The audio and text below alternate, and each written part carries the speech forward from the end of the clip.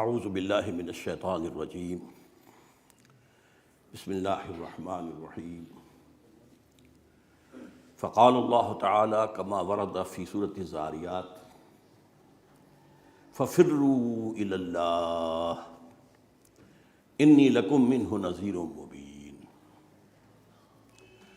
وقال تبارک و تعالی کما ورد فی سورۃ نوح علیہ الصلاۃ والسلام انا ارسلنا نوحا الى قومه ان انذر قومك من قبل ان ياتيهم عذاب الیم قال يا قوم انی لکم نذیر مبین ان اعبدوا اللہ واتقوه واطیعون یغفر لکم من ذنوبکم ویؤخرکم الى اجل مسمى ان اجل اللہ اذا جاء لا یؤخر لو کنتم تعلمون وقال عز وجل كما ورد في سورة الانفطار يا أيها الإنسان ما غرك بربك الكريم الذي خلقك فسواك فعدلك في أي سورة ما شاء ركبك كلا بل تكذبون بالدين صدق الله العظيم رب اشرح لي صدري ويسر لي أمري واحلل عقدة من لساني يفقهوا قولي اللهم ربنا الہمنا رشدنا واعذنا من شرور انفسنا اللهم ارنا الحق حقا وارزقنا اتباعه وارنا الباطل باطلا وارزقنا اجتنابه اللهم وفقنا ان نتوب اليك توبة نصوحا اللهم وفقنا ان نتوب اليك توبة نصوحا اللهم وفقنا ان نتوب اليك توبة نصوحا آمین یا رب العالمین۔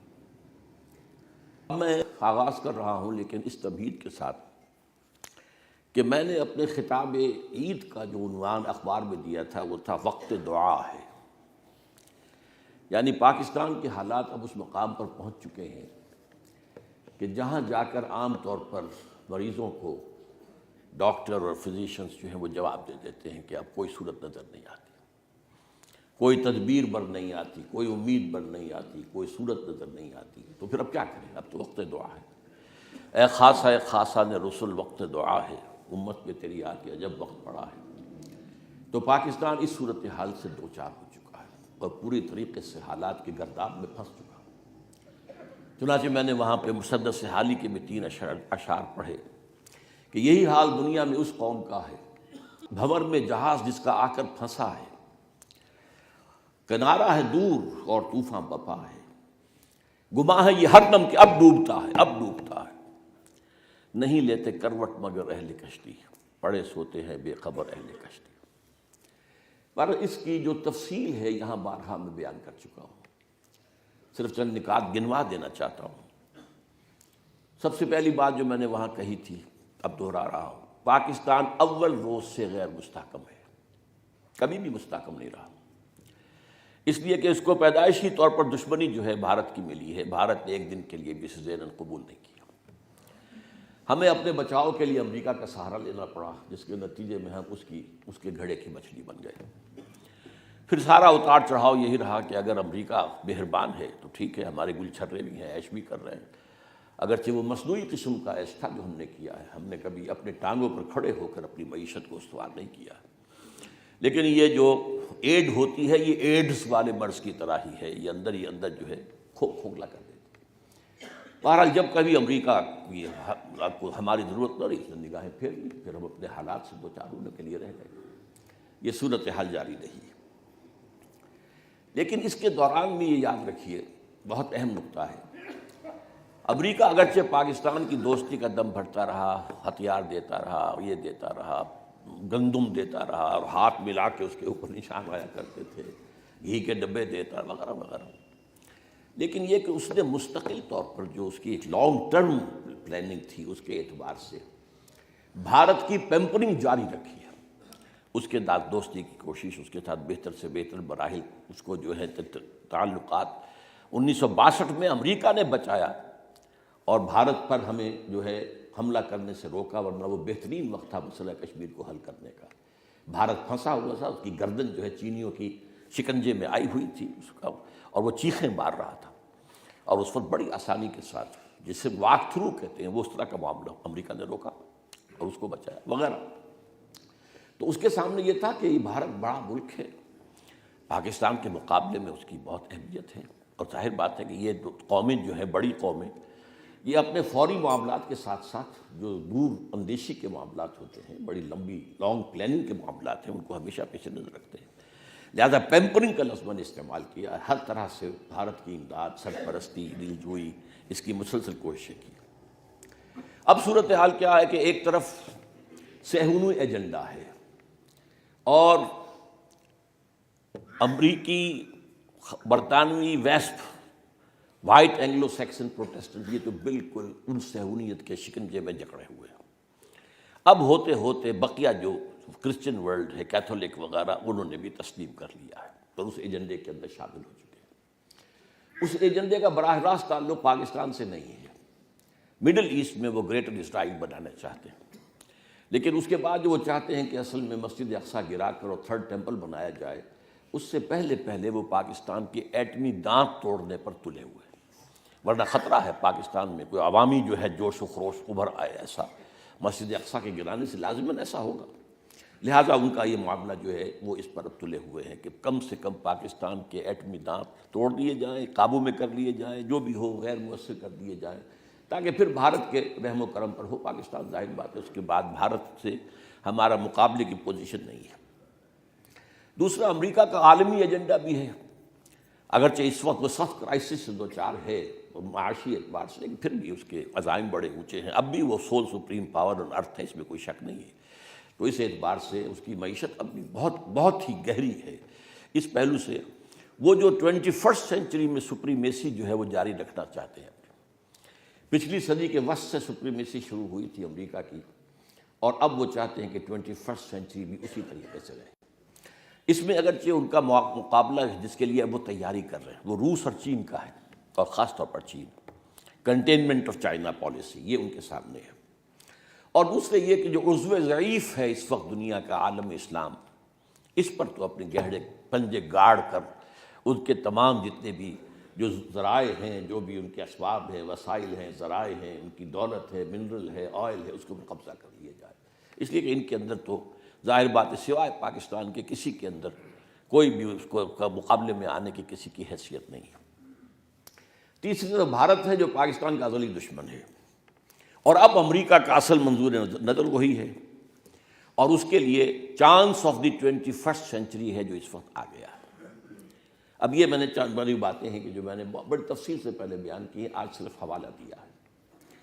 میرے خیال میں جنگ نہیں ہوگی، بلکہ صورتحال یہی ہے کہ وہ پاکستان کے گرد گھیرا اور تنگ، عالمی دباؤ اور زیادہ، اور عالمی طور پر تنہا کرنا، یہ 3 پرونگڈ جو ہے کام جاری رہے گا، یہاں تک کہ ان کی توقع کے مطابق پاکستان خود ہاتھ جوڑ دے کہ ہم حاضر ہیں۔ اگر دریاؤں کا پانی روک لیتا ہے وہ، اور ہمارے اندر یہ دم خم نہیں ہے جو آج ہم کشمیر کے لیے نہیں کر سکتے، تو دریاؤں کے لیے کیا کریں گے؟ تو ظاہر بات ہے ہاتھ جوڑنے کی سوا چارہ کار کیا رہ جائے گا؟ لائف لائن جسے کبھی قائد اعظم نے کہا تھا، وہ لائف لائن یہی تو ہے کہ پاکستان کی جو جگولر وین ہے وہ تو ہے کشمیر، اور ظاہر بات ہے پانی ہی ہے، پانی ہی سے حیات عرضی کا سارا قرآن کہتا ہے، خلقنا من الماء کل شیء حی، جتنی بھی زندہ چیزیں ہیں اس پلینٹ کے اوپر، ان کی اندر جو سورس آف لائف ہے وہ پانی ہے۔ ہاں، مادہ تخلیق تو ریت ہے، مٹی ہے، لیکن یہ کہ جو اس کے اندر مادہ جو اصل سورس آف لائف ہے وہ پانی ہے۔ اس اعتبار سے جس پالیسی پر ٹھنڈے چل رہا ہے بھارت کہ پاکستان کمزور سے کمزور تر ہو جائے، اور اس کے حالات از خود ایسے ہو جائیں کہ بغیر کسی بہت بڑے خون خرابے کے وہ ہمارا مقصد جو ہے اکھنڈ بھارت کا حاصل ہو جائے۔ اس میں پہلا مقصد یہ بھی ہو سکتا ہے، پہلا قدم کہ کانفیڈریشن ہو جائے۔ کوئی عجب نہیں کہ کبھی ہم جا کر اس کو بہت غنیمت سمجھے کہ پاکستان کے ساتھ بھارت کانفیڈریشن قبول کر لے۔ جیسے آپ کو معلوم ہے کہ سقوط پاکستان کے بعد کتنی خواہش پیدا ہوئی تھی، کاش کہ ہم نے مشرقی پاکستان کے ساتھ کانفیڈریشن کی ہوتی۔ کانفیڈریشن ہوتی تو یہ حادثہ تو نہ ہوتا، یہ خوریزی تو نہ ہوتی، یہ داغ تو نہ لگتا، یہ مشرقی پاکستان کا جو بادشاہ سے انہوں نے لیبل اتار کر خلیج بنگال میں غرق کر دیا، یہ تو نہ ہوتا۔ تو میں کہہ رہا ہوں، یہ اللہ نہ کرے کہ ایسا ہو، لیکن یہ کہ ہو سکتا ہے کہ حالات جس طرح جا رہے ہیں بیرونی اور داخلی جو دونوں طرف سے سینٹریفیوگل فورسز بڑھتی جا رہی ہیں. سینٹریفیٹل فورس ایک ہی ہے اسلام، اور وہ جو ہے وہ کمزور سے کمزور تر ہوتا جا رہا ہے. اس دور میں دو چیزوں کا اضافہ ہوا ہے، اس کو بھی سمجھ لیجئے. ایک تو ایک بات بہت کھل کر سامنے آ گئی ہے کہ الکفر ملت واحدہ. ہمارا بڑا تکیہ ہے اور تکیہ تھا چین پر، لیکن جو قرارداد جو ہے UN کی آئی ہے، یہ جو جماعت الدعوہ پر پابندی لگی ہے، اس میں اس کا ویٹو کے ساتھ ہے. اور کہتے یہ ہیں کہ انہوں نے پاکستان سے اس کی منظوری لے کر ویٹو دیا اس کے حق میں، لیکن اب کھل کر آ گیا. اور یہ بھی ہمیں معلوم ہے، یہ خبروں میں آ چکا ہے، چین وہ افغانستان میں بھی اپنی فوجیں بھیجنے کو تیار ہے، اس کی تیاری ہو چکی ہے. افغانستان میں اس کی فوجیں آئیں گی. اور وہ آپ کو معلوم ہے کہ لال مسجد میں جو کچھ ہوا تھا اس پر بھی شاباش چین نے بھی دی تھی. تو چین ابھی تک جو ہے ذرا ڈھکا چھپا تھا اس معاملے میں، لیکن معلوم ہے اسلام کی دشمنی اس کی بھی جو کہ توں ہے بلکہ بڑھ کر ہے. اس لیے کہ ظاہر بات ہے کمیونزم جس درجے میں بھی دنیا میں رہ گیا ہے تو وہی ہے. اور اس کے حوالے سے جو اس کا بنیادی فلسفہ ہے وہ تو آپ کو خالص ملحدانہ فلسفہ ہے. اس میں تو جو بھی ڈائلیکٹیکل میٹیریلزم ہے وہ در حقیقت اللہ کی اور ہر چیز کی مذہب کی نفی ہے. مذہب تو افیون کہتے ہیں. ایک تو یہ بات کھل کر آ گئی ہے، اور اس حوالے سے افغانستان اور پاکستان یہ گویا کہ ہدف اول ہیں. یہ بات کھل کر اس لیے کہ یہیں پر امکان ہے، اور کہیں ایسی تحریکیں موجود نہیں ہیں. فنڈامنٹلزم اتنا قوی اور کہیں نہیں ہے. پورے پاکستان میں بھی اتنا نہیں ہے، لیکن اس کا خاصا بڑا علاقہ ہے. صرف سرحد نہ سمجھیے، ہمارا سرائیکی علاقے کا بھی بہت بڑا رقبہ ہے جو اسی انداز کا ہے. آپ کو معلوم ہے کہ وہ لشکر جنگی ہو یا کوئی اور جو اکثر لوگ جو گرفتار ہوتے ہیں وہ بھاولپور ایریا جو ہیں، یہ ڈیرہ اسماعیل خان ہے، یہ مظفر گڑھ ہے، ڈیرہ غازی خان ہے. تو اپر سندھ کے اندر بھی وہ مذہبی جو ہے روایات کو کافی گہری ہیں. جمعیت علماء اسلام کا کافی عمل دخل ہے. تو اس حوالے سے یہ معاملہ جو ہے پاکستان اور افغانستان اس کا ہے. تو الکفر ملت واحدہ. اور دوسرے جو صورت اب نظر آ رہی ہے وہ یہ ہے کہ پاکستان میں جو سیاسی اعتبار سے کچھ محسوس ہو رہا تھا سکون ہے، وہ اب ختم ہونے والا ہے. اب محاذ آرائی کی وہ فضا دوبارہ پیدا ہونے والی ہے جو 90s کے اندر ہوئی تھی، جبکہ 2 مرتبہ حکومت بنی تھی نواز شریف کی اور 2 مرتبہ بے نظیر کی. اور ان میں جو کھینچا تانی، جو رسہ کشی، جو مخالفتیں، بدترین قسم کی محاذ آرائی، بدترین قسم کے جو ہیں اس میں اقدامات جو کیے گئے تھے، اندیشہ یہ ہے کہ اب وہ فوج پیدا ہونے والا ہے. بلکہ پیدا ہو چکا ہوتا اگر یہ ایکسٹرنل ایلیمنٹ جو ہے ممبئی کا جو بھی ایک ہوا ہے حادثہ، اگر وہ نہ ہوتا تو اب تک ہو چکا ہوتا، وہ کھل کر آ چکا ہوتا. اس لیے کہ ایک حد ہوتی ہے جس حد تک کوئی انسان جا سکتا ہے. تو نواز شریف صاحب بھی دبتے دبتے دبتے دبتے دبتے ایک آخری حد تک پہنچ گئے، دیوار سے لگا دیے گئے ہیں. اور بہرحال ان کی کچھ نہ کچھ طاقت پنجاب میں تو ہے، اس میں کوئی شک نہیں ہے. تو اس لیے اس سے بہرحال یہ اگر ہوگا تو یہ اور پاکستان کے لیے گویا کہ امپلوژن جو ہے اندر سے دھماکے کے لیے اور اندرونی طور پر فضا کے خراب ہونے کے لیے، جس سے کہ پھر جواز پیدا ہو جائے کہ کوئی نیٹو فورسز اور کوئی بھارتی فورسز داخل ہو جائے، اس کے امکانات اب زیادہ ہیں. اب آئیے جو میرا آج کا اصل کا موضوع ہے، ففروا الی اللہ. بات وہی ہے جو عید کے خطاب میں تھی، وقت دعا ہے. اور دعا کے لیے کیا ہے؟ دوڑو اللہ کی طرف. انی لکم منہ نذیر مبین. دیکھو میں تمہاری طرف ہوں، اللہ کی طرف سے بھیجا ہوا ایک خبردار کرنے والا کہ عذاب آیا کھڑا ہے، سر پر تنا ہوا ہے، باز آ جاؤ، ہوش میں آ جاؤ. اب اللہ کی طرف چل کے جانا نہیں، دوڑ کر جاؤ. جیسے کہ آتا ہے حدیث قدسی کے اندر کہ میرا بندہ میری طرف چل کر آتا ہے تو میں دوڑ کر آتا ہوں، میرا بندہ میری طرف بارش بھر آتا ہے تو میں ہاتھ بھر آتا ہوں. تو یہ صورتحال جو ہے، لیکن اب ہمیں ضرورت ہے کہ ہم دوڑ کر اللہ کی پناہ میں آئیں، اللہ کی پناہ طلب کریں اور اس کے لیے توبہ کریں. اس زمن میں جو آج میں بات کہنا چاہتا ہوں، اور خاص طور پر میں نے سورہ نوح کی جو آیات تلاوت کی اسی حوالے سے، ذرا ان کا ترجمہ سن لیجئے. انا ارسلنا نوحا الی قومہ ان انذر قومک من قبل ان یاتیہم عذاب الیم.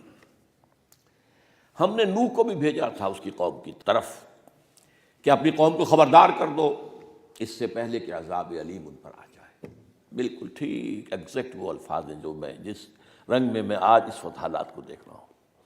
اس سے پہلے کہ وہ عذاب اکبر آ جائے اور پاکستان جو ہے یا تو اس کا نام و نشان مٹ جائے جیسے کہ دنیا کہہ رہی ہے، یا حصے بخرے ہو جائیں، بلکنائزیشن ہو جائیں، یا وہ بھارت کا ایک تابع مہمل ملک بن کر رہ جائے کہ کوئی اس کی حیثیت نہ رہے. جس کو میں کہتا رہا ہوں کہ یوں سمجھیے نیپال ملٹی پلائڈ بائی 10 کی حیثیت اگر پاکستان کی رہ جاتی تو وہ بھی خاتمہ ہی ہے.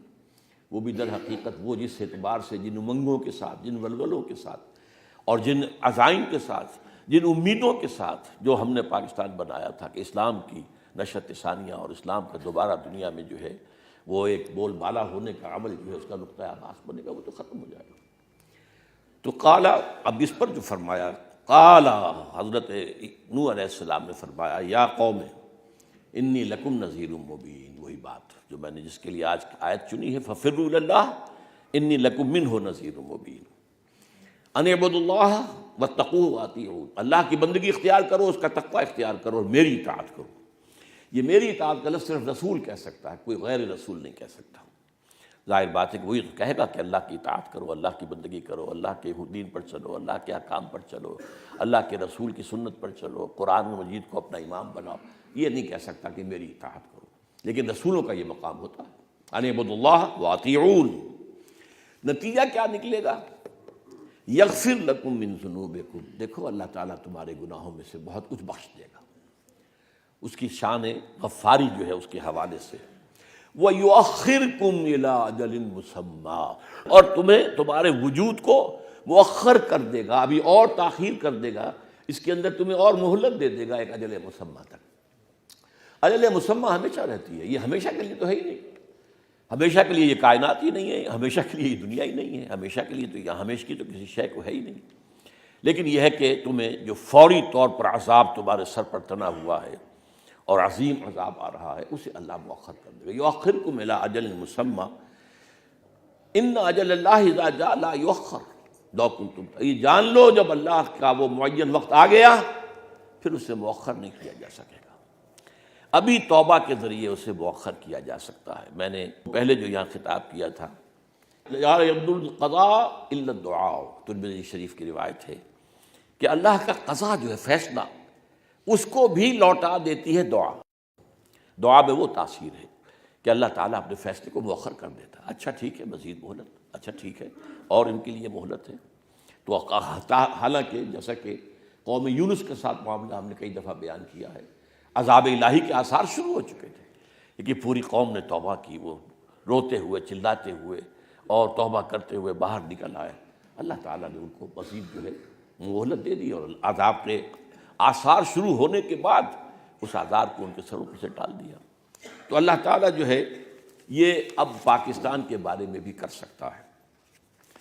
اس سلسلے میں بارہا ایک لفظ ہے جس پر میری گفتگو آ کر ختم ہوتی رہی ہے، توبہ۔ توبہ کرو اللہ کی طرف، توبوا الی اللہ توبۃ نصوحا، لوگوں لپلٹو اور لوٹو اللہ کی جانب بالکل خلوص کے ساتھ، دھوکے والی نہیں توبہ۔ حرام خوری بھی جاری رکھنی ہے اور توبہ کی تسبیح بھی کرنی ہے۔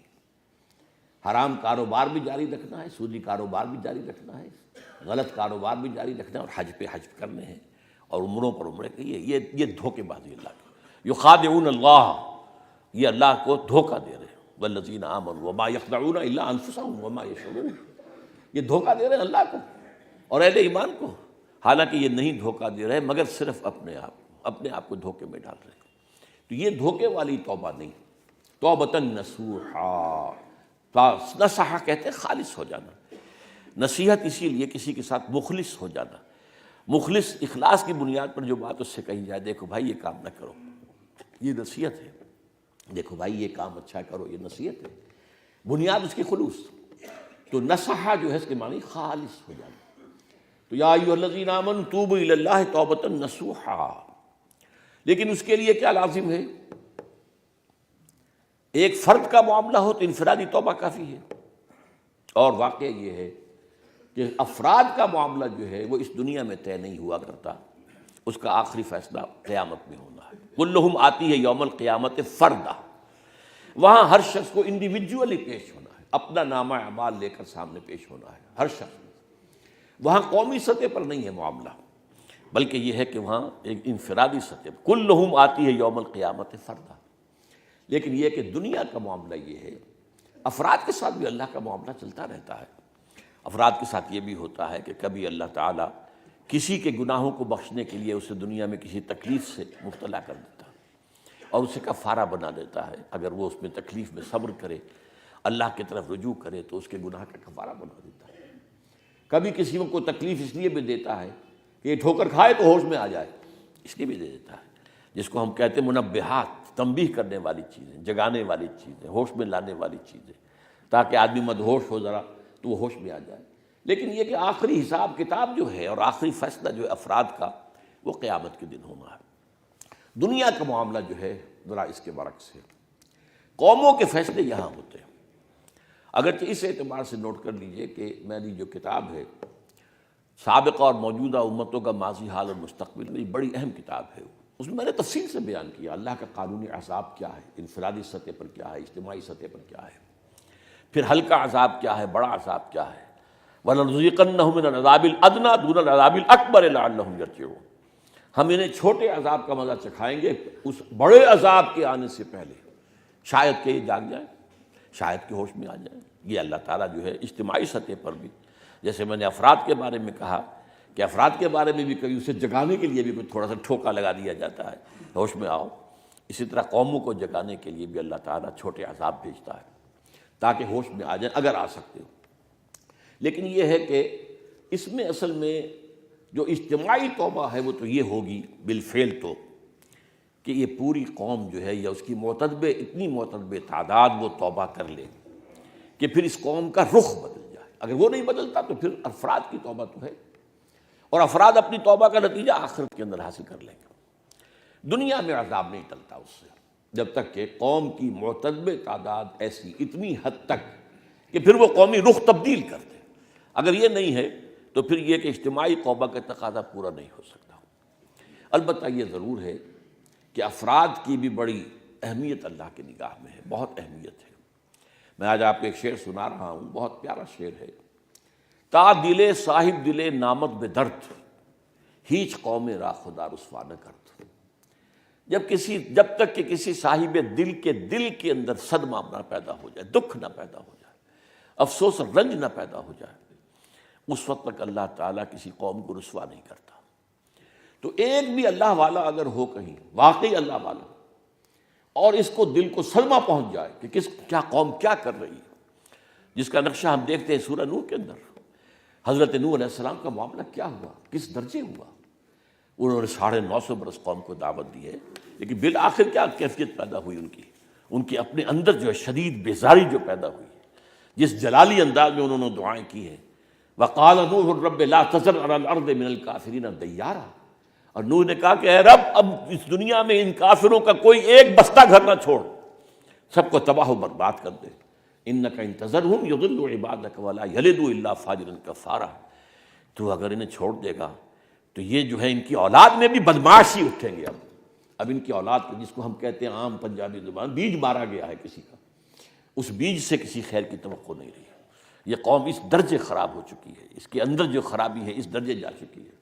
فَإِنَّكَ إِن تَذَرْهُمْ يُضِلُّوا عِبَادَكَ، تیرے بندوں کو گمراہ کریں گے، وَلَا يَلِدُوا إِلَّا فَاجِرًا كَفَّارًا۔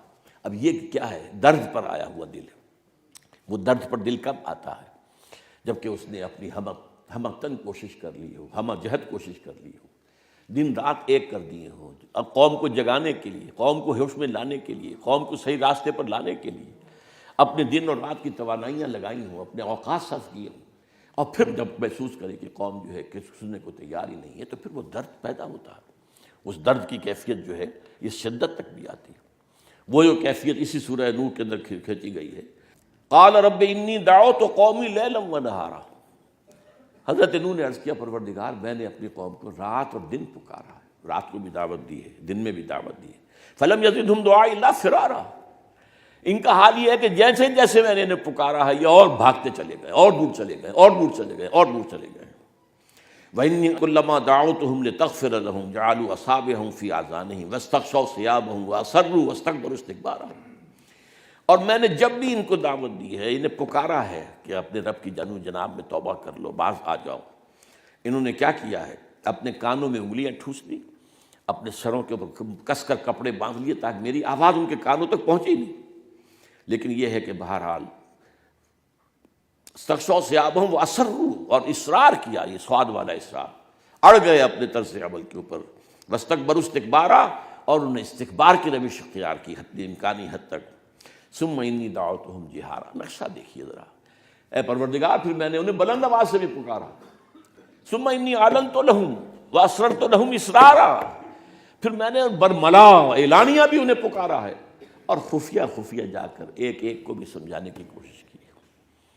فلم یزدہم دعائی الا فرارا، بہرحال تا دل صاحب دل نامک درد ہیچ قوم را خدا رسوا نہ کرد۔ تو افراد کی بھی حیثیت ہے، افراد کے ہاتھوں میں ہے اقوام کی تقدیر، ہر فرد ہے ملت کے مقدر کا ستارہ۔ اس حوالے سے میں آج جو بات کر رہا ہوں کہ جس چیز پر، جس نقطے پر میری بہت شمار گفتگویں آ کر رکتی ہیں، آج ذرا تفصیل سے بات کرنا چاہتا ہوں۔ اگر ایک معتدم تعداد کے اندر بھی افراد توبہ کر لیں، اور یہ معتدم تعداد جو ہے وہ کتنی ہو یہ بھی اس کا فیصلہ اللہ کرے گا، لیکن ان کا خلوص ہو، ان کی گہرائی کے ساتھ، ان کے قلب کی گہرائیوں سے وہ توبہ کی صدا نکلے اور وہ واقعتاً توبہ کریں عمل کے اندر، ہو سکتا ہے کہ ایک مختصر گروہ کے بھی اس طرز عمل اختیار کرنے پر اللہ تعالیٰ مہلت دے دے، عذاب کے بادل جو ہیں وہ چھانٹ دے، اس کی فضائیں جو ہیں وہ جو ہیں بل جائیں۔ لیکن اس توبہ کی تفصیل کیا ہے؟ نمبر ایک، رذائل اخلاق سے توبہ۔ توبہ یہی نہیں ہے کہ نماز نہیں پڑھتے تو نماز پڑھنی شروع کر دو، جھوٹ بولنا بند کرو، وعدہ خلافی بند کرو، دھوکہ، فریب، غبن بند کرو، رذائل اخلاق سے اپنے دامن کو بچاؤ۔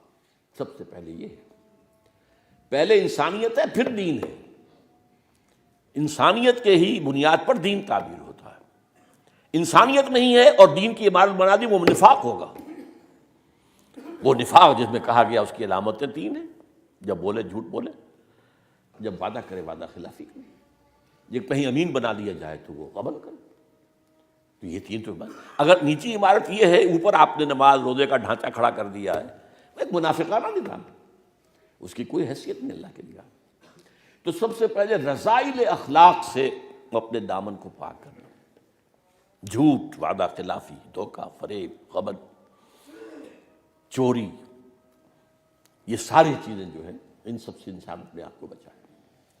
نمبر دو، پھر شریعت کی پابندی، جس حد تک ممکن ہے پابندی۔ ایک تو یہ ہے کہ کل شریعت پر نہیں ہو سکتا عمل جب تک کہ انقلاب نہ آ جائے، نظام نہ بدل جائے۔ شریعت کا حکم ہے چور کے ہاتھ کاٹو، ہم نہیں کاٹ سکتے، نہ میں کاٹ سکتا ہوں نہ آپ کاٹ سکتے۔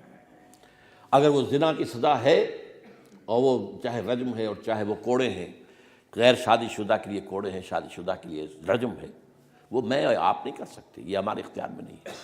یہ تو نظام کی سطح پر طے ہوگا، انقلاب آئے گا، تبدیلی آئے گی تو قانون نافذ ہوگا تب ہوگا۔ لیکن اس وقت تک بھی شریعت کے جس حصے پر عمل کرنا ممکن ہے اس پر نہیں کر رہے تو مجرم ہو۔ آج تک اس ملک میں وہ وقت نہیں آیا کہ کسی نے برقعے زبردستی اتروائے ہو، جنہوں نے اتارے ہیں خود اتارے، جس کے پاس دو پیسے ہو گئے اس نے برقع اتار کر پھینک دیا، معلوم ہوا کہ یہ تو غلامی کا اور یہ جو مفلسی کا دلدر تھا، یہ ہم نے کیا، خود کیا، کسی اور نے تو نہیں کیا۔ سودی معاملہ یہ ٹھیک ہے، سود کی جو فضا کے اندر جو آلودگی ہے، اس آلودگی سے تو کوئی نہیں بچ سکتا۔ جو یہاں پر اگر ڈسٹ سسپینشن ہے، حضور نے فرمایا غبار، یا اگر دھواں بھرا ہوا ہے کسی جگہ پر تو آپ بچ نہیں سکتے، وہ دھواں تو اندر جائے گا، غبار تو اندر جائے گا، آپ کے پھیپھڑے جو ہیں اس کے اندر لازماً جو ہے اس کے اندر وہ چیزیں جائیں گی۔ لیکن براہ راست سود پر قرضہ لے کر کاروبار چمکانا، سود پر قرضہ لے کر ملوں کے بعد مل بنانا۔ ہمارے ایک بہت بڑے سیاسی لیڈر نے کہا تھا بڑے فخری انداز میں، ہاں ہم نے مل بنائے ہیں لیکن سود دے کر بنائے ہیں۔ اللہ کے بندے، کچھ شرم کرو، کچھ حیا کرو۔ جس کو قرآن کہتا ہے بدترین جرم، جس پر قرآن کہتا ہے باز نہیں آؤ گے، تو اللہ تعالیٰ کی طرف سے اعلان جنگ ہے اور اس کو فخریہ کہا جاتا ہے۔ ہم نے ٹھیک ہے بینکوں سے قرضے لیے ہیں، سود لیے ہیں، سود دیے ہیں، اور ہم نے پھر آگے اپنا کاروبار بڑھایا ہے اور اس کو فخری انداز میں کہا جا رہا ہے۔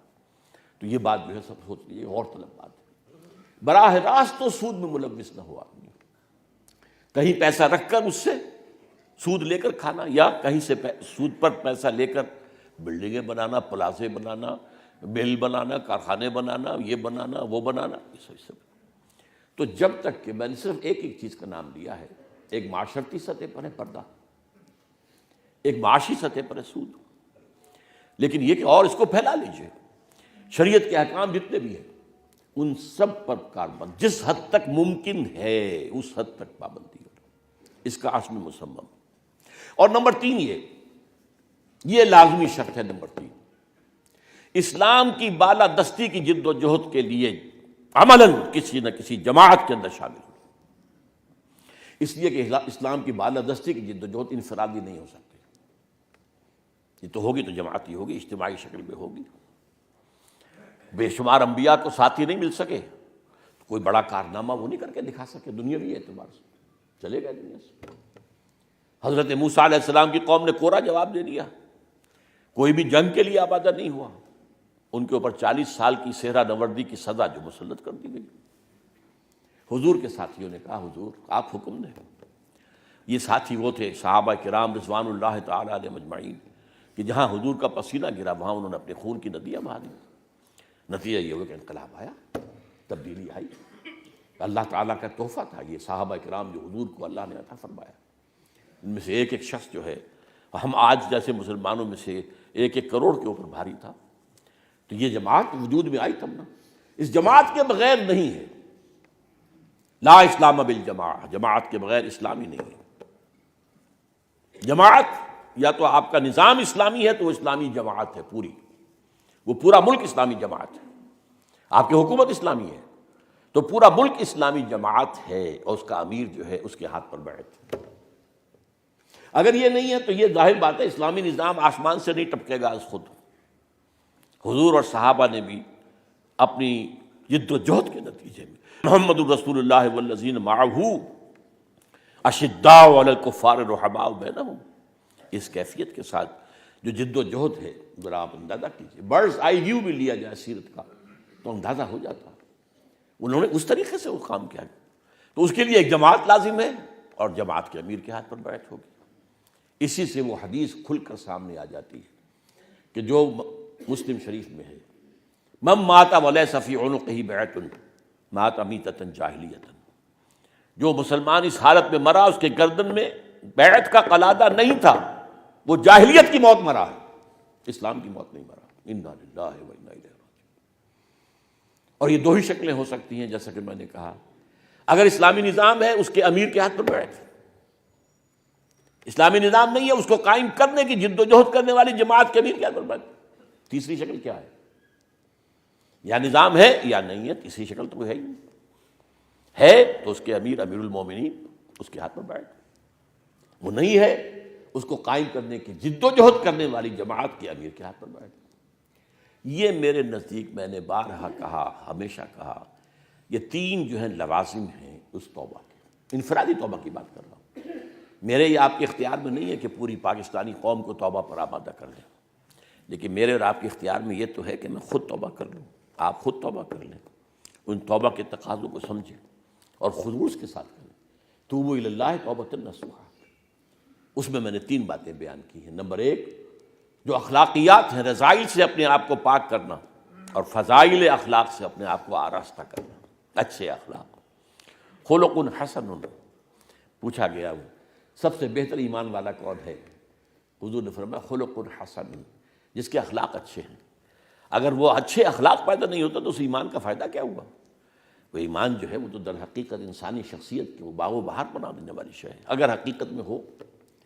شریعت کی پوری پابندی جتنی بھی ممکن ہے۔ اور نمبر 3 تاکہ مکمل پابندی ہو سکے، مکمل نظام قائم کیا جائے، اس کے لیے جد و جہد کی جائے، اس کے لیے تن من دھن لگایا جائے، تو اس کے لیے ایک کسی نہ کسی جماعت میں شامل ہونا۔ اس کے بعد سے میں آج ایک اگلا قدم اٹھا رہا ہوں۔ دیکھیے ہمیشہ میں آ کر بات یہاں روک دیتا ہوں کہ دیکھو بھائی، جماعت پھر اب تلاش کرنا آپ کا کام، جو پہلے یہ 3 مراحل کا طے کر لیں، اب جماعت کون سی ہو تلاش کرنا آپ کا کام۔ لیکن آج میں آپ کے سامنے اس بات کو کھول کر رکھ رہا ہوں کہ جماعت کیسی ہونی چاہیے، تاکہ اگر آپ کے دل میں واقعی جذبہ پیدا ہو جائے، اللہ کرے کہ پیدا ہو جائے، اللہ کرے کوئی ایک شخص بھی اس مجمع میں ایسا نہ رہے کہ جو اس سے جو ہے محروم رہ جائے، تو ہو وہ سوچے وہ جماعت کیسی، کہاں سے تلاش کریں۔ بے شمار جماعتیں ہیں، ہم کہتے بھی ہیں لوگ ہمارے سامنے آ کر، کیا کریں؟ تو میں ان سے ہمیشہ کیا کہتا ہوں دیکھو بھائی تمہارے پاؤں کو پیروں کو ضرورت ہے جوتے کی، تو تم یہ نہیں کہتے کہ پتہ نہیں جوتا اچھا کہاں سے ملتا ہے، میں کوئی پتہ نہیں سینکڑوں دکانیں ہیں، تو آپ بیٹھے نہیں رہتے، ننگے پاؤں تو نہیں چلتے، جوتا تو خریدنا ہے۔ ایک زمانہ وہ بھی تھا نا جب کہ چمڑے جو ہوتے تھے چمڑے ہی کے سول بھی ہو، اب تو سول سنتھیٹک وغیرہ یہ وہ، ان میں کیا گتا کیسے لگائیں گے، وہ گتا لگ نہیں سکتا، ورنہ پہلے کیا ہوتا تھا، بڑا خوبصورت سول ہے اندر گتا ہے، چند دن کے اندر صاف، وہ تو سول صاحب علیحدہ پڑے ہوئے، جوتا علیحدہ پڑا، تو پتہ نہیں کہاں سے ملتا ہے۔ میں نے کہا آپ جاتے ہیں 10 دکانیں دیکھتے ہیں، قیمتوں کا بھی موازنہ کرتے ہیں، امکانی حد تک توڑ مروڑ کر دیکھتے ہیں اس کو کہ اندر کیا ہے، پھر آپ خریدتے ہیں، مجبوری ہے۔ آپ کوشش کریں، جد و جہد کریں، ریسرچ کریں، آپ کی یہ ریسرچ بھی جہاد فی سبیل اللہ کے حکم میں ہوگی۔ اگر اس کی نیت یہ ہے کہ مجھے وہ جماعت چاہیے جس کے ساتھ مل کر میں اپنے اس دینی فرض کو ادا کر سکوں، اقامت دین کی جد و جہد، تو اگر یہ کام اس کے لیے آپ کر رہے ہیں تو یہ بھی جہاد کا حصہ ہے، اس میں جو وقت صرف ہو رہا ہے، لیکن یہ کہ وہ واقعی ہے کہ وہ پوری طریقے سے سنجیدگی کے ساتھ in the real earnest, in the right earnest جد و جہد ہونی چاہیے، یہ نہیں کہ بس اس کو لیئرلی لے لیا ہے، بس بڑی ہلکے انداز میں سوچ رہے ہیں، یہ بھی سوچ رہے ہیں، یہ بھی سوچ رہے ہیں، سوچتے سوچتے ہی زندگی ختم ہو جائے گی۔ لیکن اس کو ایک پروجیکٹ سمجھ کر کے I have to decide this way اور that way, I have to have a جماعت۔ ہو سکتا ہے کہ آپ کو کوئی جماعت کسی وقت جو ہے آپ غلطی سے کسی جماعت میں شامل، کوئی حرج نہیں، اپنے کان کھلے رکھیں، آنکھیں کھلے رکھیں، دماغ کے کمپیوٹر کو کام کرنے دیں، سوچتے رہیں، نظر ثانی کرتے رہیں۔ آج کی کوئی جماعت جو ہے وہ نبی کی جماعت نہیں ہے کہ جس کو چھوڑنے کا مطلب کفر ہے۔ نبی کی جماعت تو نہیں، کوئی بھی جماعت ہو، وہ انسانوں کی عام مسلمانوں کی بنائی ہوئی جماعتیں ہیں، ان میں شامل ہونے کا مطلب یہ نہیں کہ آپ کفر سے اسلام میں آ رہے ہیں۔ نبی کی جماعت میں جو آتا تھا وہ کفر سے اسلام میں آتا تھا، اگر نکل گیا خدا نہ خواستہ تو وہ اسلام سے کفر میں چلا گیا۔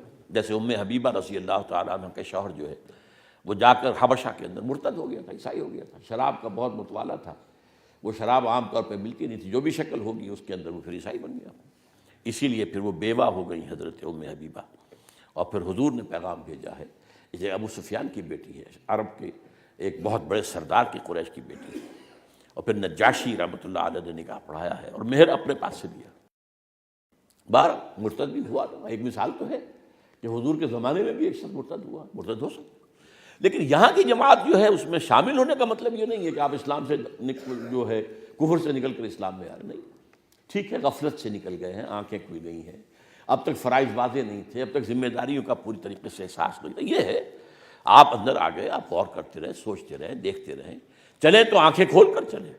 قل ھذہ سبیلی ادعو الی اللہ علی بصیرۃ انا ومن اتبعنی، اے نبی کہہ دیجئے یہ میرا راستہ ہے، میں اللہ کی طرف پکار رہا ہوں، بلا رہا ہوں، لیکن میں الٹپ نہیں بلا رہا ہوں، میں جو ہے اندھیرے میں ٹامک ٹوئیاں نہیں مار رہا ہوں، نہ میں نہ میرے ساتھی، وہ بھی جو میرا اتباع کر رہے ہیں آنکھیں کھول کر چل رہے ہیں، وہ دیکھ کر چل رہے ہیں، بصیرت کے ساتھ چل رہے ہیں۔ تو اس اعتبار سے اگر یہ کہ آدمی کو فیصلہ کرے پھر کسی اور جماعت کو تلاش کرے، اگر بہتر تلاش مل جائے، جماعت مل جائے، ہے جستجو کے خوب سے ہے خوب تک کہاں، لیکن کوئی دن زندگی میں بغیر جماعت کے نہ آئے۔ اس کو یوں سمجھ لیجیے کہ جب تک آپ جماعت کی تلاش میں ہیں تو گویا کہ آپ تیمم کی حالت میں، وضو ابھی نہیں کیا ہے، لیکن جماعت بن گئی، آپ شامل ہو گئے، آپ کا وضو ہو گیا، آپ جماعت میں نماز پڑھ۔ اس حوالے سے وہ بھی تیمم جو ہے ارادہ کرنا، تیمم کی مراد کیا ہے؟ ارادہ کرنا، گویا کہ ارادہ ہے کہ جماعت کو میں تلاش کر لوں اور پھر اس میں شامل ہو جاؤں، تو وہ بھی ایک طرح سے قائم مقام ہے، اس وقت آپ گویا کہ ایک فرد کی حیثیت سے بھی ایک جماعت میں ہیں بالفعل، اس لیے کہ آپ کی جد و جہد اس کے لیے ہو رہی ہے کہ اپنے لیے جماعت تلاش کریں، اس کے لیے محنت کریں، اس کے لیے ریسرچ کریں۔ اب میں آپ کو بتاتا ہوں کہ اس کے لیے 4 صفات لازمی ہے، آج کھل کر بات کرنا چاہ رہا ہوں۔ کیا پتہ آپ جس طرح کے حوادث ہو رہے ہیں، ابھی 1 سال پہلے دل کا معاملہ ہو گیا تھا، وہاں پہ اسٹنٹ پڑا ہوا ہے، اب تو ہو یہ گیا ہے کہ پمبا کجا نہم والی بات ہے، دونوں گھٹنے آرٹیفیشل ہیں، کمر کی ریڑھ کی ہڈی کے گرد پلیٹیں پڑی ہوئی ہیں، دل میں اسٹنٹ پڑ چکا ہے، اب پتا صاحب جو ہے وہ نکال باہر کیے گئے ہیں، اب یہ پتہ نہیں ہے، زندگی ظاہر بات ہے کہ تو پتہ نہیں ابھی کتنے دن زندگی کے ہیں، تو میں چاہتا ہوں کہ کھل کر آج آپ کے سامنے بات کروں۔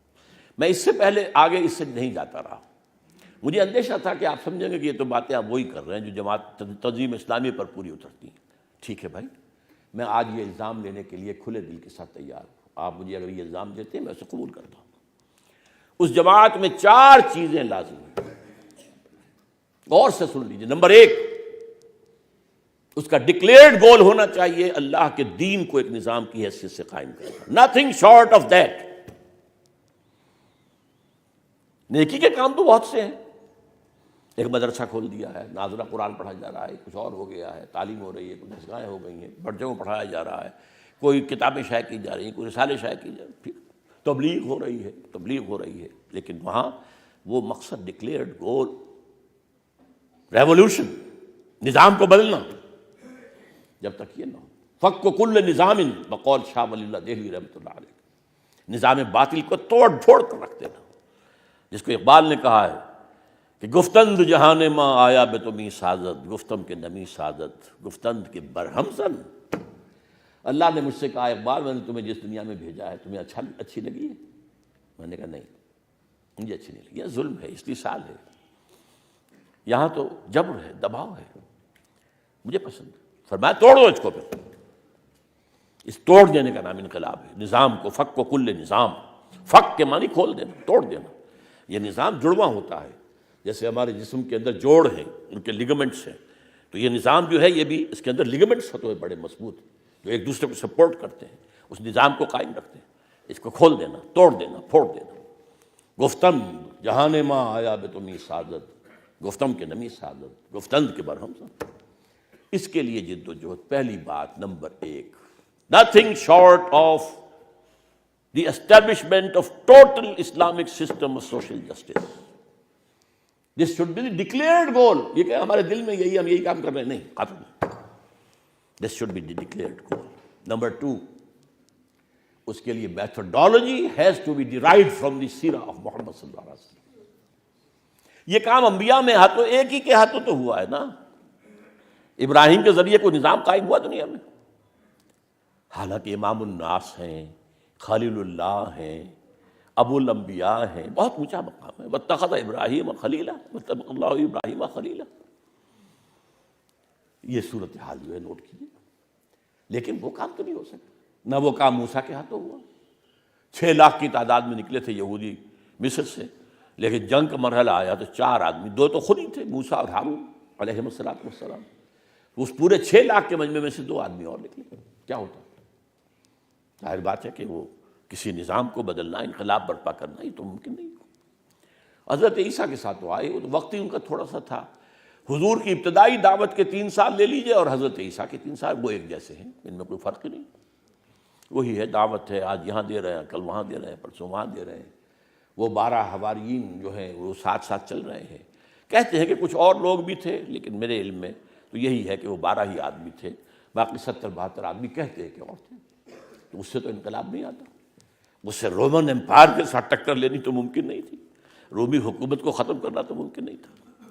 تو ظاہر بات ہے کہ ہمیں یہ کام صرف سیرت النبی میں ملے گا، وہ مینول ہے، مینول آف اسلامک ریولوشن، سیرہ آف محمد صلی اللہ علیہ وسلم۔ قرآن بھی مینول ہے، لیکن قرآن مینول ہے ایک اور اعتبار سے، یہ ترتیب زمانی کے ساتھ جمع نہیں ہوا ہے، اس لیے سیرت کے مراحل سامنے نہیں آتے کھل کر، جبکہ سیرت النبی کے اندر اسی طرح حدیث کا معاملہ وہ فقہی ابواب میں مرتب ہے۔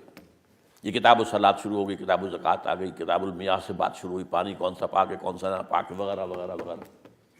لہذا وہ جو پروسیس ہے وہ کیا تھا، وہ پروسیس آف ریولوشن، اس کا جو ہے یہ معاملہ صرف سیرت النبی سے صلی اللہ علیہ وسلم۔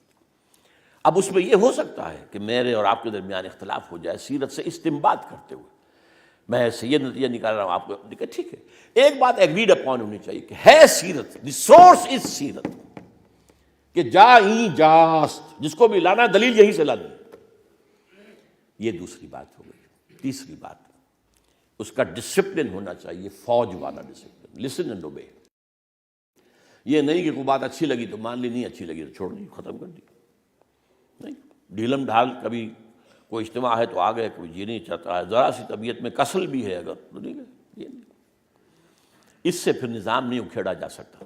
نظام کو بدلنا، ظاہر بات ہے نظام کو سپورٹ کرنے والی، نظام کو سپورٹ کر کے اور مستحکم کرنے والی، اسٹیٹس کوو کو برقرار رکھنے والی فوجیں ہیں، ہوائی جہاز ہیں، ایئر فورس ہے۔ اس کے لیے تو طاقت تو وہ چاہیے کہ جو پھر منظم ہو, ڈسپلنڈ ہو, سب اطاعت, listen and obey. There's not to reason why, there's but to do and die. Charge of the large brigade مجھے بڑی عمدہ پسند ہے, بہت عمدہ نظم تھی, میٹرک میں پڑھی تھی. بہت عمدہ نظم ہے کہ ایک جنگ کے موقع پر لائٹ بریگیڈ, ان کا ایک بریگیڈ تھا, سوار شہ سواروں پر مشتمل تھا, اور ان کے 600 افراد تھے, اس میں 600 گھڑ سوار. اب میدان جنگ یہ ہے کہ ادھر ان کی یہ صفیں بندی ہوئی ہیں, سامنے سے بھی کیننز ہیں, توپیں ہیں جو آگ اگل رہی ہیں, دائیں سے بھی توپیں لگی آ رہی, آگ اگل رہی ہیں, بائیں سے بھی. Cannons to right of them, cannons to left of them, cannons in front of them, volleyed and thundered. اب وہ والیز آ رہی ہیں بمس کی, بم کے گولے جو آ رہے ہیں, پھٹ رہے ہیں, آگ, اور اس کے اندر حکم دیتا ہے چارج دا لائٹ بریگیڈ, کرو حملہ. تو سب نے سوچا someone has blundered, کسی نے بہت بڑی غلطی کی ہے, کسی نے, جو بھی ہائر اپ سے, جو بھی ہائرارکی میں اوپر ہے, someone has blundered. لیکن there is not to reason why. فوجی کا یہ کام نہیں ہوتا کہ وہ سوال کرے کیوں نہیں. there's but to do or die. ان کا تو ایک ہی کام ہے, کام وہ کرے یا جان دے, بس, nothing third. آرمی, اس کو کہتے ہیں آرمی ڈسپلن. تو آخری الفاظ بڑے پیارے ہیں, so into the valley of death rode the 600. 600 کے 600 جو ہیں وہ موت کی وادی میں اتر گئے. تو اس طرح کا ڈسپلن جب تک نہ ہو تو وہ جماعت نہیں ہے, وہ تو پھر ہجوم ہے, ہجوم سے کام نہیں بنتا. وہ جو علامہ اقبال نے کہا عید آزادہ شکوے ہو ملک و دین, اور عید محکومہ ہجوم مومنی. ہجوم تو ہوتا ہے لیکن وہ جماعت نہیں ہے. سوئے قطار می کشم ناقہ بے زمام را, نغمہ کو جا و من کو جا, ساز سخن بہانہ است. کہاں کی شاعری, کہاں کا نغمہ, میں کوئی شاعر نہیں ہوں. مزا یاراں غزل خانے شبردن, مجھے خامخواہ شاعروں بنا دیا گیا ہے, شاعروں کی صف میں کھڑا کر دیا گیا ہے, میں شاعر نہیں ہوں. نغمہ کو جا من کو جا, ساز سخن بہانہ است. سوئے قطار می کشم ناقہ بے زمام را. یہ جو اونٹنیوں نے اپنی زمامیں توڑ دی ہیں, اور کوئی ادھر بکھر گئی, کوئی ادھر بکھر, ورنہ ایک اونٹنیوں کی قطار چلتی ہے, اور ایک کی دم کے ساتھ دوسرے کی جو ہے وہ اگلی جو ہے وہ رسی بندھی ہوئی ہے دوسری. لیکن یہ کہ انہوں نے سب وہ توڑ دی, ناقہ بے زمام ہو گئی. تو اب وہ کوئی ادھر ہے, کوئی ادھر ہے, کوئی ادھر بھاگ گئی, کوئی ادھر بھاگ گئی, اس کو میں جمع کر رہا ہوں. بہرحال تیسری بات یہ ہے کہ اس کا ڈسپلن ہونا چاہیے. چوتھی بات کیا ہے, اس جماعت کی قیادت کے قریب جا کر دیکھیے کہ خلوص کی خوشبو آتی ہے یا نہیں. اب یہ میں کہتا یہ الفاظ اس لیے ہوں کہ اس کا کوئی یقین تو کسی کے پاس ہو نہیں سکتا, کسی کے دل میں اتر کر آپ نہیں دیکھ سکتے. لیکن جیسے کہتے ہیں سکس سینس ہوتی ہے انسان کے اندر, ایک چھٹی حس بھی ہوتی ہے, ایسے ہی میں اس کو اسمیل کہہ رہا ہوں کہ اگر خلوص ہے تو اس کی خوشبو آئے گی, اور اگر دھندا ہے, کاروبار ہے, نام عنوان دین کا ہے, اندر جو ہے وہ دنیا ہے, اگر یہ ہے تو اس کی بھی بدبو آ جائے گی. آپ کی اپنی فطرت سلیم ہونی چاہیے. آپ کو نزلہ زکام نہ ہو تو ظاہر بات ہے کہ پھر آپ سونگھ لیں گے کہ خلوص کی خوشبو آ رہی ہے یا نہیں. یہ چار چیزیں اگر پوری ہو جائیں کسی بھی درجے میں تو اس جماعت میں شامل ہونا فرض. With all the emphasis at my command, I am saying it. It's obligatory. It's فرض. یہ کوئی اضافی نیکی نہیں ہے, یہ کوئی نافلۃ اللق والا معاملہ نہیں ہے, یہ عین فرض عین. یہ چار چیزیں پوری ہو جائیں تو یہ فرض عین. البتہ اس سے آگے میں بات عرض کر دوں, ظاہر بات ہے کہ یہ بات پوری کر کے کسی جماعت میں آ جانے کے بعد اب وہ جماعت کے سب لوگ ایک سطح کے نہیں ہوں گے کبھی بھی. وہ ہر شخص کے حالات مختلف ہیں, عمر کے اعتبار سے کوئی کسی سٹیج پر ہے, کوئی کسی سٹیج پر ہے, بوڑھا بھی ہے, اگر قبر کے کنارے بیٹھا تب بھی شامل ہو جماعت کے اندر. جیسے فرمایا گیا ہے کہ اگر قیامت کا سور پھونک دیا جائے اور تم کہیں کوئی جو ہے پودا لگا رہے تو پودا لگاؤ. اسی طرح یہ اس سے کوئی ایج جو ہے وہ ایگزمپٹ نہیں ہے. لیکن ہاں ٹھیک ہے, حالات ہیں, کوئی بہت توانا ہے, کوئی کمزور ہے, کسی کا ظاہر بات ہے لیول آف کانشیسنس بھی اتنا نہیں ہو سکتا, ایمان کی گہرائی کے درجہ بھی سب کے برابر تو نہیں ہو سکتے, تو فرق رہے گا. لیکن اپنے اپنے ذاتی حالات, اپنی اپنی جو بھی کیفیات ہیں, ان کی سطح پر آدمی جد و جہد کرتا ہے. ڈسپلن کا پابند ہے۔ اس کی میں مثال آپ کو دیتا ہوں، بہت پیاری مثال ہے۔ نماز فرض ہے، آپ نے نماز ایک جو بھی سارے تقاضے ہیں پورے کر دیے، لیکن کیا خشوع و خضوع سب کو برابر حاصل ہوا؟ رکوع و سجود تو حاصل ہو گیا، نماز فقہی طور پر تو ادا ہو گئی، ایک فرض کا بوجھ تو آپ کے سر سے اتر گیا۔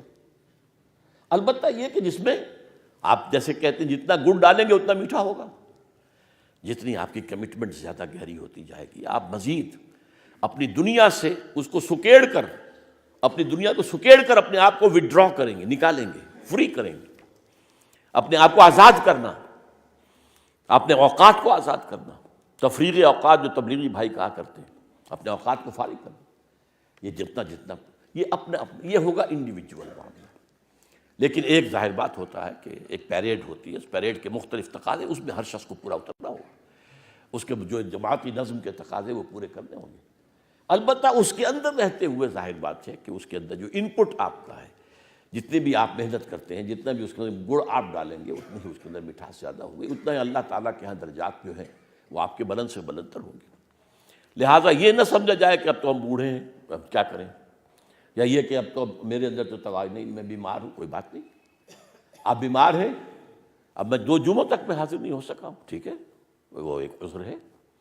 اگر میں عام مساجد نماز میں بھی نہیں آ سکا، میں لیٹ کر بھی پڑھتا رہا ہوں، بیٹھ کر بھی پڑھی ہے، وضو نہیں کر سکا تیمم سے پڑھی ہے۔ اس سے پہلے جب کمر کا آپریشن ہوا تھا تو کتنے دن جو ہے چارپائی ہی کے اوپر میں نے پڑھی تھی تیمم کے ساتھ نماز۔ تو یہ چیز، لیکن یہ کہ پڑھو، نماز پڑھنی ہے وہ ہر حال میں، انفروا خفافا و ثقالا، چاہے بوجھل ہو چاہے ہلکے ہو، اور اس کے دونوں معنی ہیں، ساز و سامان ہے یا نہیں ہے، نکلو۔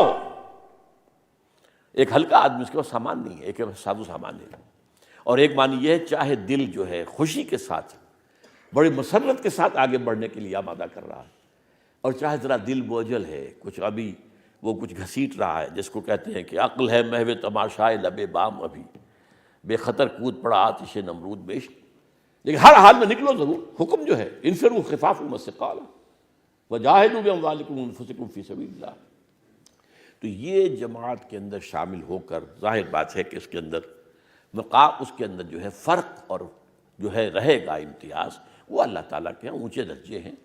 اس پر کئی دفعہ میں گفتگو کر چکا ہوں۔ آخر انبیاء، صدیقین، شہداء، صالحین، یہ درجہ بندی کیوں کی گئی؟ والسابقون الاولون من المہاجرین والانصار والذین اتبعوہم بإحسان، یہ درجہ بندی کیوں کی گئی؟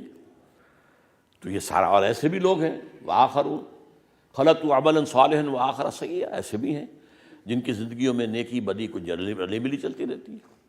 بہرحال ہر شخص جو ہے وہ اپنی مقام، اپنی سطح، اپنی ان پٹ، اپنی صلاحیت کے مطابق جد و جہد کرے، لیکن پھر کان کھول کر سن لیجئے۔ اور آج میں نے کھل کر باتیں کی ہیں، اور میں نے کہا تھا کہ اگر آپ یہ الزام دیں یہ تو تم اپنی ہی بات کہہ رہے ہو، تو میں ٹھیک ہے، میں اس الزام کو قبول کرتا ہوں اور حدیث نبوی پیش کرتا ہوں، لا یؤمن احدکم حتی یحب لاخیہ ما یحب لنفسہ، تم میں سے کوئی شخص مومن نہیں ہو سکتا جب تک کہ وہ اپنے بھائی کے لیے بھی وہی بات پسند نہ کرے جو اپنے لیے کرتا ہے۔ تو میں نے جو کچھ اپنے لیے پسند کیا ہے، میری زندگی کھلی کتاب ہے، آپ نوٹ کر لیجیے۔ میں 30 برس سے رہ رہا ہوں یہ قرآن اکیڈمی کے کوارٹر کے اندر، میرے جو معیار زندگی ہے وہ جا کے دیکھ لیجیے۔ 1954 میں MBBS کیا تھا کبھی میں نے، جبکہ MBBS جو ہے وہ بڑی شے سمجھی جاتی تھی، اب تو خیر MBBS کی کوئی حیثیت نہیں رہی جب تک کہ کوئی اور فردر کوالیفیکیشن نہ ہو۔ بہرحال میں نے دنیا میں کچھ نہیں بنایا ہے، اپنا حساب کم و بیش بھی لکھ کر شائع کر دیا ہے، اس کی پوری تفصیل دے دی ہے، اس لیے کہ قرآن مجید میں 6 جگہ آتا ہے کہ جو بھی داعی الحق ہو اس کا کام یہ ہے کہ وہ کہتا ہے وما اسألکم علیہ من اجر ان اجری الا علی رب العالمین، میں تم سے اپنی اس محنت پر، اس دعوت پر، اس جد و جہد پر، اس سعی و جہد کے اوپر میں تم سے کوئی محنتانہ طلب نہیں کر رہا ہوں، کوئی اجرت نہیں مانگ رہا ہوں، میری اجرت اللہ کے ذمہ ہے، میرا اجر اللہ کے ذمہ ہے۔ بہرحال میں نے جس کام میں اپنی زندگی لگائی ہے میں اسی کی طرف آپ کو دعوت دے رہا ہوں، اور میں آج کھل کر آپ کو دعوت دے رہا ہوں اور تنظیم اسلامی میں شامل ہوں، اور اس لیے کہ میرے نزدیک کوئی اور جماعت نہیں، اگر ہوتی تو میں جماعت تنظیم بناتا ہی نہ۔ جماعت بنانا کوئی آسان کام ہے، دانتوں پسینہ آتا ہے، یہ کوئی جانوروں کا غلہ تو نہیں ہوتا، بھیڑوں بکریوں کا غلہ ہے، 100 ہے 200 ہے لے کر چل رہے ہیں آپ، ایک لاٹھی ہاتھ میں لی ہوئی ہے سب ٹھیک۔ انسانوں کو جوڑنا، ہر ایک کا ذہن کا سانچہ علیحدہ ہے، مزاج کا سانچہ علیحدہ ہے، پرائرٹیز علیحدہ ہے، ذہنی سطح علیحدہ ہے، فکری سطح علیحدہ ہے، لیول آف کانشسنس علیحدہ ہے، ایجوکیشن علیحدہ ہے، علیحدہ علیحدہ علیحدہ علیحدہ علیحدہ۔ اس بھانمتی کے کنبے کو جوڑنا کوئی آسان کام نہیں، مشکل ترین کام ہے جماعت بنانا۔ بہرحال میں نے جو بھی ہو سکا، جب تک میں ایک جماعت کے ساتھ جو ہے انشراح صدر کے ساتھ تھا، جماعت اسلامی کے ساتھ تھا، جب مجھے غلط کا احساس ہوا کہ غلط رخ پر آ گئی ہے، اتمام حجت کر 250 صفحے کا مقالہ لکھ کر کہ یہ آپ نے غلط ٹرن لے لیا ہے، آپ اب وہ نہیں ہیں جو پہلے تھے۔ 41 to 51 جماعت اسلامی کچھ اور تھی، after 51 it is something else. پہلے وہ اصولی اسلامی انقلابی جماعت تھی، اب وہ ایک اسلام پسند قومی سیاسی جماعت بن گئی ہے۔ اس حوالے سے میرا وہ کتاب موجود ہے، تحریک جماعت اسلامی تحقیقی مطالعہ۔ بہرحال جب تک صحیح اس کو سمجھا اس کے ساتھ تھا، اس کے بعد یہ کہ اپنی جماعت بنائی ہے۔ تو آپ اس پر غور کریں، اور خاص طور پر مجھ سے کچھ وضاحت مطلوب ہو، آپ اپنے ریسرچ کے ضمن میں کوئی سوالات کرنا چاہیں، چاہے خالص میری پرائیویٹ زندگی سے متعلق سوالات کرنا چاہیں، آپ وہ کریں ضرور۔ وہ جو میں نے کہا تھا کہ اس کی قیادت کے قریب جا کر جو ہے سونگھے، وہ خاص طور پہ کیوں کہا تھا؟ پیچھے چلنے والوں میں ہر طرح کے لوگ ہوتے ہیں، ہر سطح کے لوگ ہوتے ہیں، سب برابر تو نہیں ہوتے۔ اب حضور کے پیچھے بظاہر چلنے والوں میں منافقین بھی تو تھے نا، بلکہ عبداللہ ابن ابی جو تھا وہ تو پہلی صف میں ہوتا تھا نماز میں۔ ظاہر بات ہے اس کی قیادت کے قریب جا کر سونگھا جائے، غور کیا جائے، دیکھا جائے، ملا جائے، جو بھی رائے ہو اس کے اوپر عمل کیا جائے۔ اللہ تعالیٰ آپ کو اس کے لیے ہمت عطا فرمائے، اور میں امید کرتا ہوں کہ میری یہ صدا جو ہے یہ صدا بصیرہ ثابت نہیں ہوگی، بلکہ کم اس مجمع میں تو کاش کہ میری آج کی گفتگو جو ہے ایسے حضرات کے لیے یہ ایک جو ہے ثابت ہو جائے کہ اللہ تعالیٰ ان کو ہمت دے اور وہ اپنا ریسرچ عمل کم سے کم شروع کر دیں۔